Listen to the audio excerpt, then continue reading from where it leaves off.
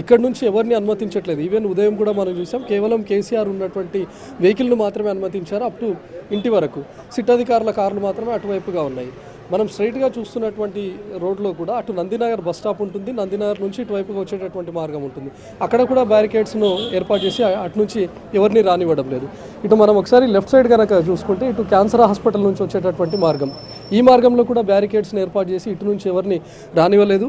అయితే ఈరోజు ఉదయం నుంచి ఇక్కడ కొన్ని ఆంక్షలు కొనసాగాయి. ఇక్కడ ఉన్నటువంటి వ్యాపార సముదాయాలు కానీ, హోటల్స్ కానీ వీటన్నిటిని మూసివేయించారు. వాళ్ళకి నిన్ననే ఇన్స్ట్రక్షన్స్ ఇచ్చారు, కీలకమైనటువంటి సూచనలు కూడా చేశారు. కానీ ఇప్పుడు సాయంత్రం నుంచి వాళ్ళు షాప్స్ ఓపెన్ చేసుకునేందుకు పర్మిషన్ ఇచ్చారు. ఇక్కడ ఉన్నటువంటి స్థానికులు ఎవరైనా పర్టికులర్గా పలానా షాప్కి వెళ్ళాలి అంటేనే అనుమతిస్తున్నటువంటి పరిస్థితి అయితే కనిపిస్తుంది. కానీ బీఆర్ఎస్ ట్రైన్లు వచ్చే అవకాశం ఉంది అనే ఒకే ఒక దాంతోనే ఇంత ఆంక్షలు విధించారు, ఇన్ని చోట్ల బ్యారికేడింగ్స్ను ఏర్పాటు చేశారు. నన్ను right Ravi, thank you for the live update. మాజీ సీఎం కేసీఆర్ విచారణ ఇంకా కొనసాగుతుంది. సిట్ అధికారులు ఆయన్ని నందినగర్ నివాసం వద్దే ఉంచి ఇంకా విచారిస్తున్నారు. దాదాపుగా 8 గంటల వరకు కూడా ఈ విచారణ కొనసాగే అవకాశం ఉంది.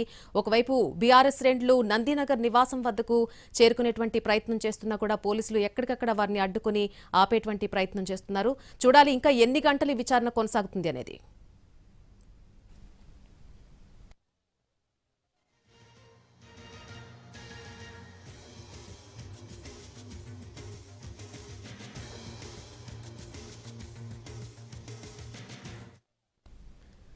కేసీఆర్ అంటేనే తెలంగాణ చరిత్ర అన్నారు బీఆర్ఎస్ వర్కింగ్ ప్రెసిడెంట్ కేటీఆర్. కానీ మూర్ఖులకు చరిత్ర అర్థం కాదని అన్నారు ఆయన. కేసీఆర్ పేరు వింటేనే వణికిపోయే వాళ్లు కుట్రలు చేస్తున్నారని మండిపడ్డారు. కేసీఆర్ ను ఎవ్వరూ ఏమీ చేయలేరన్నారు కేటీఆర్.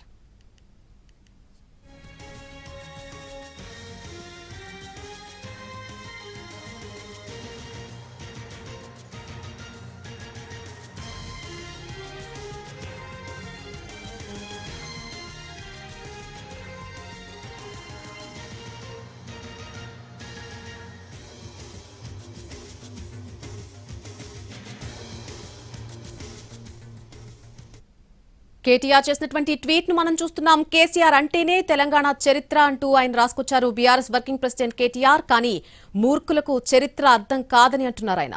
కేసీఆర్ పేరు వింటేనే వణికిపోయే వాళ్లు కుట్రలు చేస్తున్నారు అంటూ మండిపడ్డారు. అలాగే కేసీఆర్ ను ఎవ్వరూ ఏమీ చేయలేరన్నారు కేటీఆర్.